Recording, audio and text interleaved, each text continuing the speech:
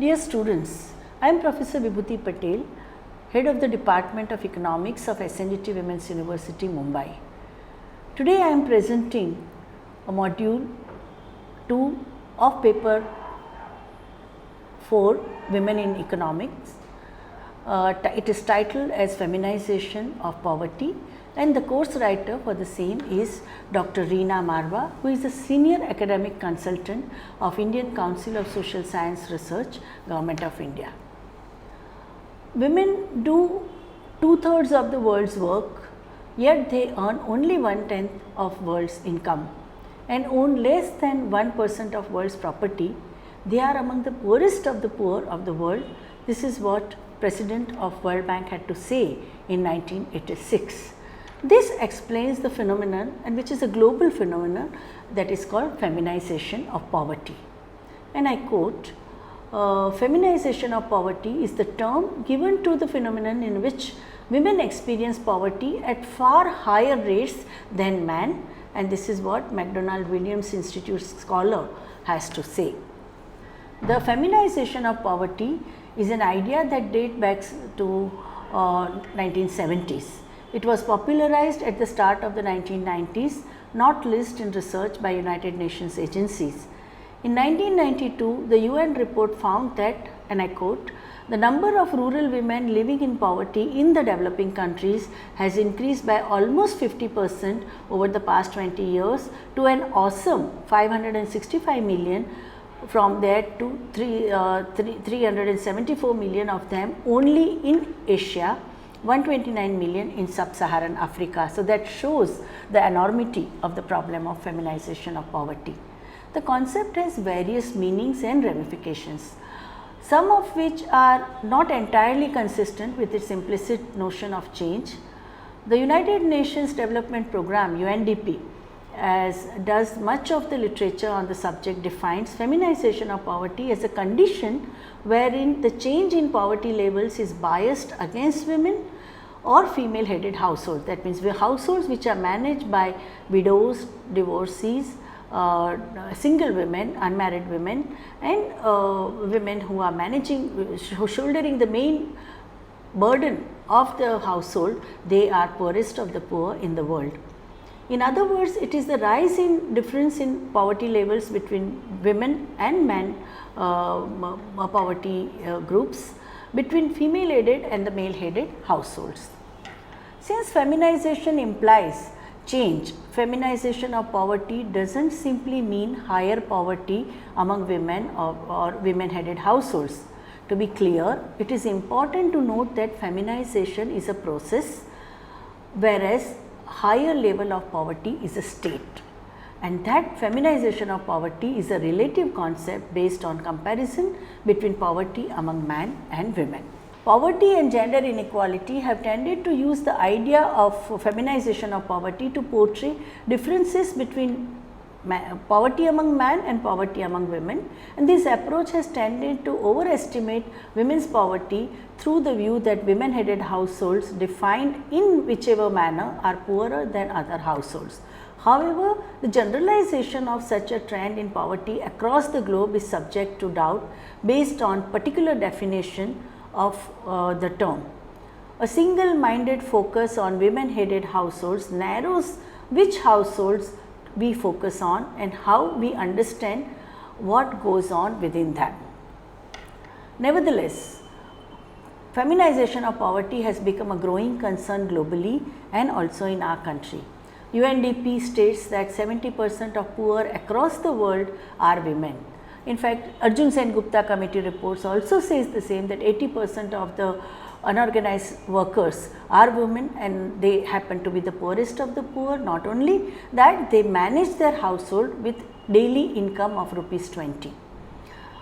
According to the Platform for Action adopted by 4th World Conference on Women in Beijing in September 1995, and I quote, more than 1 billion people in world today, the great majority of whom are women, live in unacceptable conditions of poverty, mostly in the developing world. UNDP and United Nations Development Fund for Women, UN Women, they have also defined some key dimensions which can possibly explain the higher rate of poverty amongst women. One, the most important reason is that labor of women is often primarily in terms of family care and household duties, work for which they receive no wages. Women living in developing countries may also be relied upon the participation in agricultural labor on the household land, or to help some other livelihoods of their families and villages for which they are not paid. With such responsibilities, women have less time to devote for paid employment as compared to men, and thus earn smaller income, even though they may actually do more work than their male counterparts. The second reason for feminization of poverty is that when employment opportunities are limited, women may have to migrate to other areas to find work. If a woman has children, however, she may be unable to pursue a job which is far from her residence. The third reason is that women's jobs are more likely than men's job to be from informal employment. Informal sector is unregulated. There is a law of jungle. Women do back-breaking work, but they don't get adequate wages, which takes place in a very small unregistered enterprises, and is also not protected by government regulations. Women have often been associated with specific kind of work such as teaching, caring of children, caring of elderly, domestic services, and informal sector monotonous work. These kinds of jobs lack stability and security, and possibility of working at a higher salaries are very, very limited. In the same vein, unpaid labor that women perform in taking care of family members and other household chores is considered of far less worth, at least economically, than the positions that require formal education and training. This is the fourth reason. And the fifth reason is that one of the long time causes for increased numbers of single mothers family was a higher rate of male mortality among wars and periods of conflict. Let us not forget that currently on this planet there are 200 places where the wars are being fought. Maybe they are internal conflict, civil war, or war between territorial war between two nations or more than two nations. In Western countries today, with divorce common and or women choosing not to marry, many women are single mothers who must support household only on their own income. The sixth reason for feminization of poverty is that in countries where school is not compulsory, where girls encounter various barriers to education, upward economic mobility through higher skill employment is nearly impossible. Women may be subjected to inequalities in wages, benefits, property rights, so on and so forth. And the feminization of poverty is not only consequence of lack of income, but it is also the result of deprivation of opportunities and gender biases present both in the societies and in the state government structures. So, you have legislations which would not which would discriminate against women, which would provide only opportunities to women in several countries. That is the reality. Cross-country empirical evidences have shown that the identifying a feminization of income poverty was about the USA, covering a period from 1950s to 1970s. Other studies followed, some of them arguing that such feminization did not happen in the USA in the 60s, 70s and 80s. Likewise, studies of UK found no evidence of relative increase in poverty among women or women headed households between 70s and 80s, and that was the time economy was thriving. In Canada, a worsening of gender gap in poverty indicators was found in the period from 1973 to 1990 if one compares women headed households with the male headed households, but not if the focus turns on overall man-woman comparison. Studies across the developing countries show that greater poverty among women headed households in Brazil and in urban India as compared to 6 sub-Saharan African countries, 3 Asian countries and 13 Latin American countries. A review study comparing 61 countries study revealed that in 38 of them there was an overall representation of women headed households among the poor, and in 15 of them some kind of relationship between certain types of female hardship and poverty. However, in 8 of these countries it did not find any such links. The conclusion of another review based on more than 100 countries study is only in certain countries that we have women headed households which are consistently poorer than the overall general male headed households. When we come to India, the facts and figures prove that with ideologies of patriarchy deeply entrenched in Indian society, women's access to family inheritance and productive assets is limited or absent. In addition, several practices and customs are still prevalent in India that symbolize subordination of women to man, making gender bias against women an intrinsic social reality and social issues as well. Thus, socio-economic gender bias against women in India places women headed households at a greater risk of poverty, where women are the primary earners. Consequently, many studies in India show that women headed households are poorer compared to male headed households. In India, lack of access to family property and assets, deficient microcredit facilities contribute to poor economic conditions of women headed households.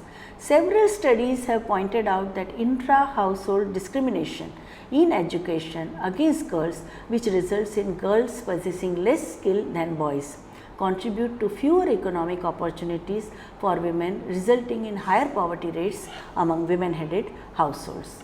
Households with single women as the head can potentially face even a higher risk of poverty because of cultural and social stigmas attached to their marital status. For instance, a widow or a divorcee does not participate in many social functions or festivals because people perceive her presence as inauspicious. Moreover, if an employer is particularly orthodox in his or her values and beliefs, which is likely to be the case in rural India, then widows and divorcees could have fewer economic opportunities compared to married women and other things equal.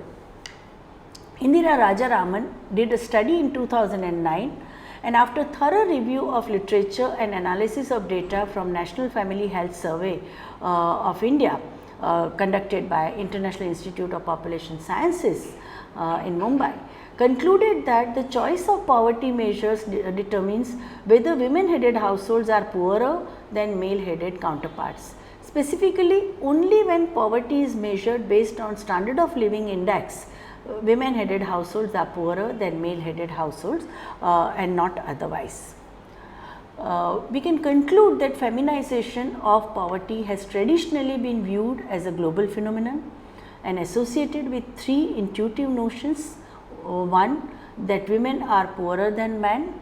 Second, the incidences of poverty among women is increasingly relative to men over time. And the third, the growing poverty among women is linked with feminization of household headship, but there is no clear evidence of a widespread feminization of poverty in the world.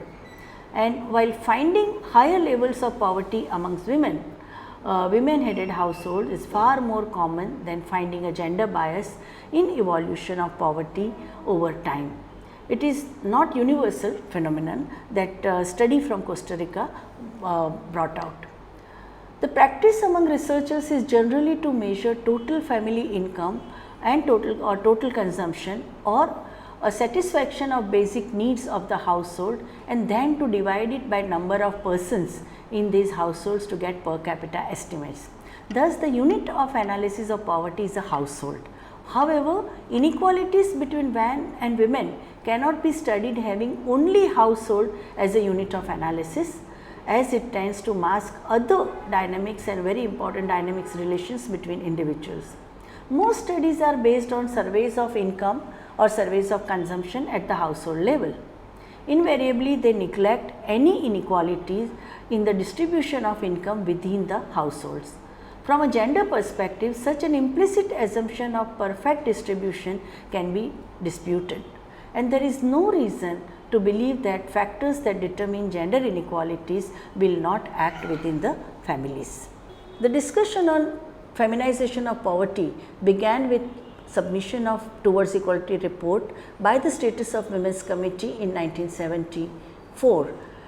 It came as a result of UN directive of on ECOSOC, Economic and Social Status of Women, where more than 170 countries they submitted Status of Women's Committee report, and it was found that the process of economic development had bypassed women. In so many sectors of women did not have any opportunities for economic enhancement. Most of the work that women did was not rewarded.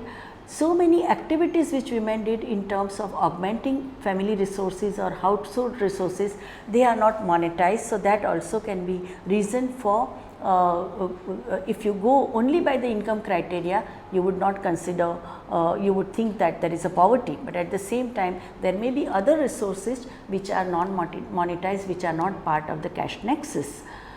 So, Towards Equality report in India and all the Status of Women's Committee reports in 1975 submitted to the United Nations, which resulted in declaration of 1975 as a International Women's Year, which focused on development, peace and equality. So, the equality and peace, these were important concerns universally, but women from developing countries of Latin America, Africa and Asia, they asked for qualification to define development in terms of education, health and employment. Now, let us see feminization of poverty taking into consideration these three indicators. When it comes to education, most of the developing countries had a major problem of very limited education given to women and girls, especially from the rural areas, tribal areas and among the urban poor, and that also makes them more vulnerable to structural changes which were taking place in the economy at a fast pace, because all developing countries, they were also getting modernized, they were getting industrialized, and in that these women with lack of modern education and skills, they would not have enough bargaining power to get a good job. So, that is one important concern. When women are inducted in the workforce, there too the segmentation of the labor market, because women would be given the job which are the least paying, which are in terms of status also they would be getting less, and in terms of the economic hierarchy, women would be at the lowest bottom, they would be at the bottom of the pyramid. So, in this kind of a scenario, women headed households or women who are poor or vulnerable or marginalized, they would have felt more accentuated impact of poverty. When it comes to the educational needs of women, there too we would see, because wherever there is a universalization of education or the state subsidizing, heavily subsidizing education or free education is provided, women would get the benefit of it. Elsewhere, where there is you have to pay for your user fee for education, women, many poor women would be deprived of this kind of facilities.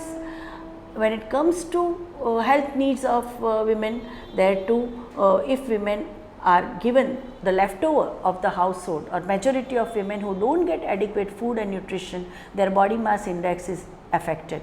If you are stunted, if you are extremely weak, then labor workforce, your ability to earn more income in the employment market is reduces. So, it is a vicious circle of being poor, being deprived, getting less opportunity to educate, less opportunity for skill building and less opportunity for a good employment, which perpetuates poverty. And women, poor women, they would have a less wherewithal to even send their children for a better educational facility, or say give them good quality of food, or give them good skills, so that they get better job opportunity for upward economic mobility. So this vicious circle can be broken only through affirmative action, and that realization came after the debate around towards equality report. In India, in the early 80s, a new group was formed called Economists Interested in Women's Issues Group, which discussed women's predicament in the labor market, in the workforce. In that also, feminization of poverty was a central issue, which came in the context of technical understanding on women in work, or occupational diversification that was taking place in the economy at that time, that when from your economy moves from subsistence production to industrial production, manufacture based production, and later on also expansion of service sector, which is happening currently in India. Where do these women in the poverty groups, they figure what kind of standard of living, what kind of wages, what kind of remuneration these women are getting. That is very important. Another very important document that highlighted concerns of feminization of poverty was a Shram Shakti report, a report written about the women in the unorganized sector and self-employed women.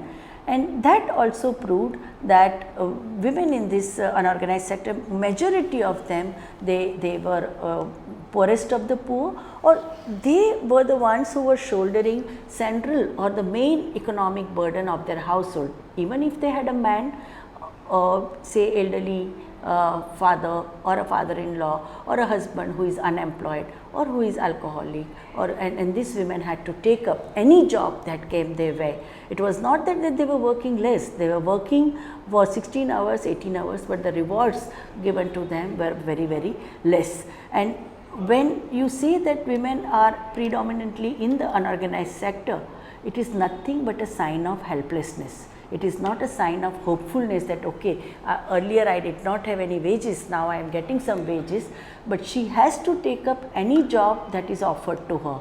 What we see in the National Perspective Plan also, the same thing is hammered again, which shows that unless state took affirmative action and came up with a supportive measure specially targeted for women in the poverty groups, we will not be able to manage the whole feminization of poverty, and so many women who would go further and further down in the poverty line. What we saw in Employment Guarantee Scheme, it was in 1972 that the tribal women from Maharashtra, they demanded Employment Guarantee Scheme because of the recurrent floods, recurrent droughts and recurrent famine. There was a tremendous food shortage, there was nothing to eat, there was no employment in the agrarian sector, and they demanded EGS. Maharashtra was the first state to provide Employment Guarantee Scheme. The working people, they were deducting 2% professional tax, and this professional tax went into EGS kitty. This model of crisis management among the poverty groups, and even Maharashtra's experience showed that 65% of beneficiary of EGS were women, mainly poor, tribal, Dalit, village women, and they had no other support to fall back upon. Whatever wages they got during EGS, that was the only thing they had to run their household. By 21st century, the understanding came that we need to expand the scope of Employment Guarantee Scheme. It is not only one state of Maharashtra, but all over India we should have a right to work and right to food, and on Employment Guarantee Scheme, and Mahatma Gandhi Rural Employment Guarantee Scheme came, and the new act came under the right to work, and it drew the inspiration from Constitution of India. Here too, majority of studies of the southern states are showing that a major beneficiary of MG Narega are women, and these women are why there is so much of demand for MG-NREGA scheme to be implemented at a block level, at a village level, at a district level is because of feminization of poverty, because MG-NREGA wages are less than the market wages and still there are people queuing up for MG-NREGA jobs, and most of them happen to be women headed households and extremely women from extremely poor background, where you have a man's wages do not come to the household kitty. So, in sustainable development goal in 2000, when the world leaders of 191 countries met in Washington, and after the Washington consensus, which demanded economic liberalization and neoliberal economic policies, which had accentuated feminization of poverty throughout the developing countries, including in the industrialized world also, among the poverty groups, feminization of poverty was a very stark and very predominant phenomenon. It was accepted that we needed human face to this whole economic development, and in the year 2000, leaders from world leaders, they met and they decided to have Millennium Development Goals, in which the goal number 1 is about eradication of hunger and poverty. And I think even all the studies done between 2000 and 2015, in 2015 the audit of Millennium Development Goal was done, and it was found that we need to have a far more serious commitment to deal with feminization of poverty, because poverty and hunger affected women and children, the poorest of the poor women and children in the developing world greatly. So many changes in terms of economic liberalization, opening up of agrarian market, volatility in the agricultural prices, and attack on subsistence crop, commercialized agriculture, all these were creating more and more deprivation amongst the households, and women suffered the most, and feminization of poverty had become far more devastating in last 15 years. And what we see currently, the sustainable development goals which are accepted by the world leaders currently, and they are going to be achieved, the targets are set up to the year 2030. There are 17 sustainable development goals in which feminization of poverty as a reality has been accepted, and what kind of intervention strategies that different nation states can have, what is the role of the rich countries and the rich within the country towards eradication of poverty or hunger or deprivation or necessity of minimum education, because 21st century is a knowledge economy. Without education and skills, you can't handle such a complex knowledge economy, and that's what will be the predicament of poor women in this context, who have a least bargaining power to negotiate their life, to negotiate their sustenance, to negotiate their livelihood strategies. That is a very important question. Luckily for world community, sustainable goals have mainstream gender concerns in each and every of 17 goals, and that is why now the seriousness about feminization of poverty as a very painful phenomenon which deprives half of the humanity among the poverty groups of its dignity, of its right to food, or right to education, right to skill, right to upward economic mobility, right to good quality of life. These are the central concerns we have when we talk about feminization of poverty. Now, let us look at what the women's movement has done to deal with the feminization of poverty.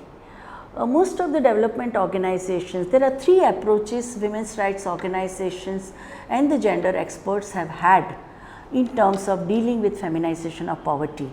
You have Caroline Moser, who headed the gender desk of World Bank. She came up with the gender planning and policy making with special focus on women in poverty groups. It is very important to identify which are the practical gender needs of the community of the poverty groups, in terms of livelihood needs, educational needs, health needs, needs for safe transport, needs for safe environment, so the sanitation facilities. So, and prioritizing them using the knowledge of financial of public economics, how can we create a supportive environment for to deal with feminization of poverty, that is one. And some of the very important strategic needs also, like coming up with the legislation, coming up with the macro policies of a budgetary allocation, dealing with the social sector budget, because what happened after adoption of neoliberal policies, social sector budgets were reduced. So many hunger in Africa, if you accept that hunger in Africa is not created by Africans, it is created by the faulty economic policies of neoliberalism, then Africa had African countries were asked to start soup kitchens. So, in all 56 African countries, soup kitchens were started by the state. So, at least hunger, goal number 1 of Millennium Development Goal, could be handled, because cash nexus cannot be handled by totally illiterate or totally unacquainted people. So, the best thing is that at one level you provide food for work program, at the same time subsidized education, subsidized health care, free health care, removal of user fee, because neoliberal logic had also demanded user fee to be charged for medical services, and then poor people stopped going to hospitals because they could not afford. First of all, going to hospital also makes you take a leave from your work. You can't afford to lose your one day's wages, and that is why we saw such attempts. It is not only in Africa or other Asian countries, but even in India we have seen that the women's organizations have in Rajasthan, you have seen several women's organizations, they took up the issues of women in a drought condition, because they were the poorest of the poor, facing hunger, facing extremely bad nutritional status and the health status, and they have provided day-to-day support in terms of food and health and nutrition and education, but at the same time also work towards coming up with the policies which are more humane and which are supportive to the poor women, and at the same and also creation of social infrastructure, because social infrastructure becomes very important for promotion of education and health, and also creating safe drinking water, sanitation, safety of tenure, right to shelter, creation of shelter homes for homeless women. These are very important. There are many complex intertwining issues resulting into feminization of poverty, and that is why we need to examine this problem from a multifaceted point of view, and also come up with a many comprehensive